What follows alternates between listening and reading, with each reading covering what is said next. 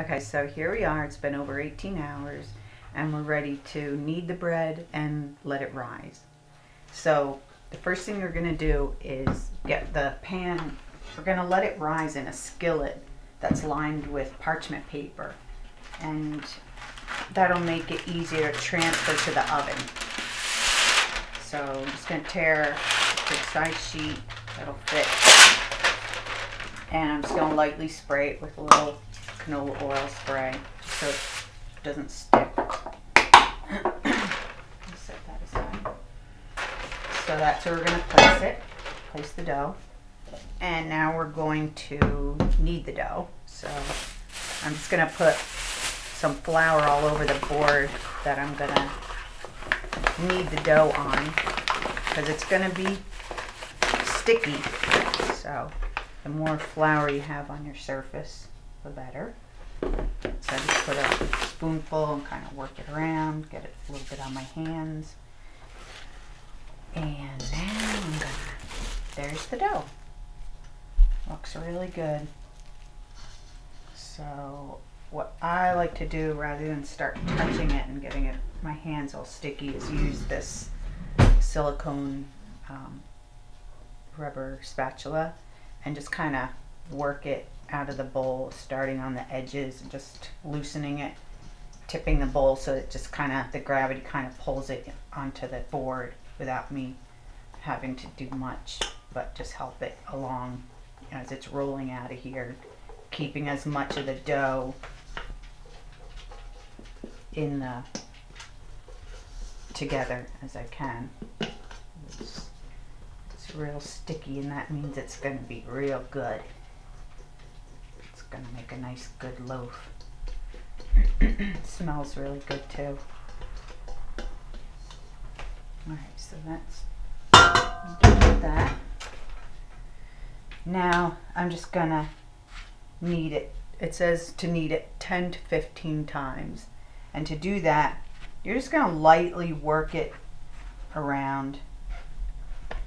You don't want to be too rough with it, because it's filled with air and it's real loose and stretchy, and it's good. You like that, so you kind of just want to. So that was probably about 2 times just now. So now here's 3 times. I'm just turning it, pulling it a little and stretching it, folding it over. That's 3, 4, 5, 6, 7,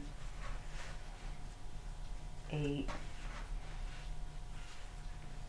9, and one more time, 10. Now I'm going to form it into a round loaf. So all I'm going to do is kind of keep turning it around. I have my hands underneath it, and I'm just kind of pulling the edges of the dough under. And it's pretty much forms so easily into a round loaf that way. Then I'm just going to pinch the seams at the bottom just to seal it. And that's it. And then I'm just going to place it with all the seams side down on this parchment paper that's been lightly greased. Oh, before I do that, I'm also going to, it feels a little sticky on the bottom, so I'm just putting a little more flour there.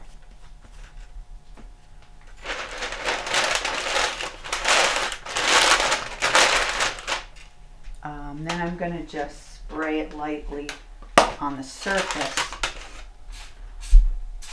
with a little oil.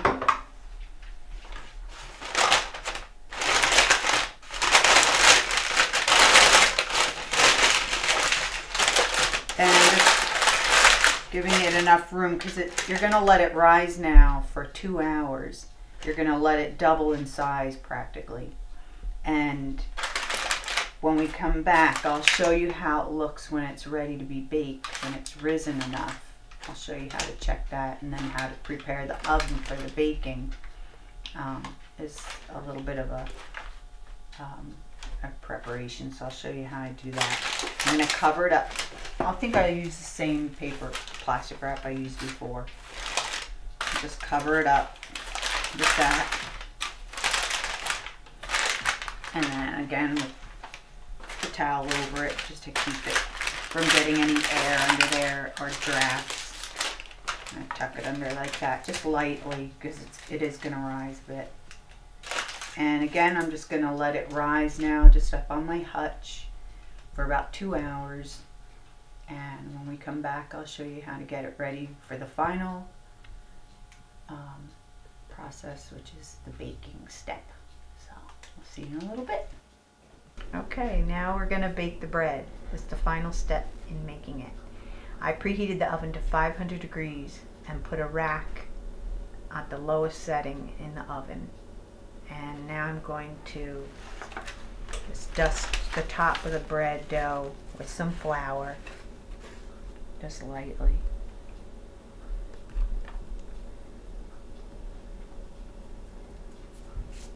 And I'm going to just put a slash to the top of it so when it springs up as it's baking, it has somewhere to go. Now I'm going to take, I have a pot in the oven that preheated as well, and that's what I'm going to bake the bread in. So I'm going to take the pot out now and put the bread dough in it to get it ready to be baked. Okay, so it's really hot.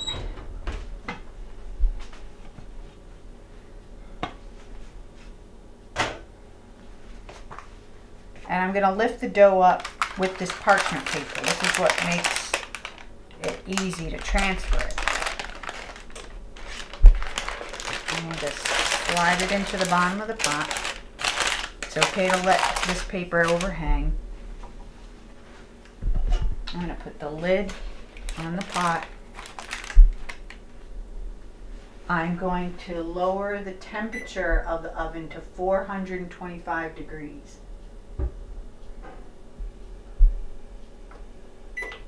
And now I'm going to put the pot in the oven to bake for 30 minutes. Then I'm going to take the lid off and continue to bake it for another 20 to 30 minutes.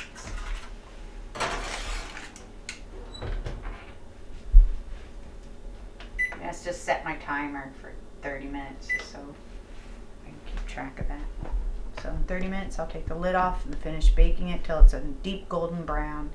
And the center, when I measure it with a thermometer, measures 210 degrees in the center of the bread to make sure it's cooked in there. And then it'll be all finished and we can eat it. Okay, at this point the bread has been baking for 30 minutes. So I'm going to take the lid off for the second half of the cooking.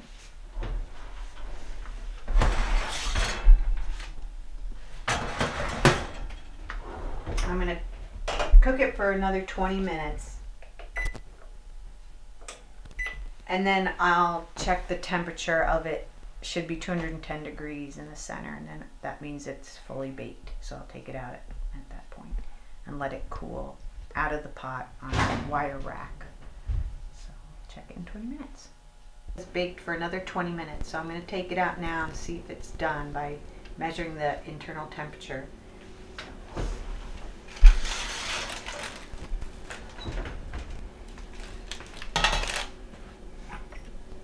Gonna poke this to the center, and it says it's done when the internal temperature is 210 degrees. So looks like, yeah,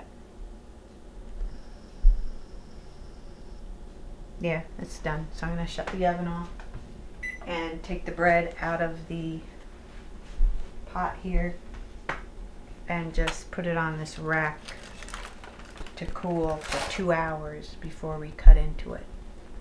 So let me take this thermometer out. And this part can be a little tricky, but in this case it's not. Here is your bread. And you just slide it off the parchment. And that's it. There's your bread. It's deep golden brown. It's all baked up. And the purpose for baking it in the pot is just to give it that nice crust on the outside. So I think we achieved that. We'll cut into it in a little bit. So this bread has some variations that you can try making the bread in different ways by making it either a whole wheat loaf, or you can make it a rye loaf. It gives you some alternative recipes for incorporating like rosemary and olives and parmesan. There's another one where you can put cranberries and pecans into it. I haven't tried those yet, but they all sound really good, and every time I've made this a number of times, it comes out like this every time. So it's a very good recipe, and it's simple. And so I hope you try it out, and that it helped you to see how easy it is to make. So thanks for watching.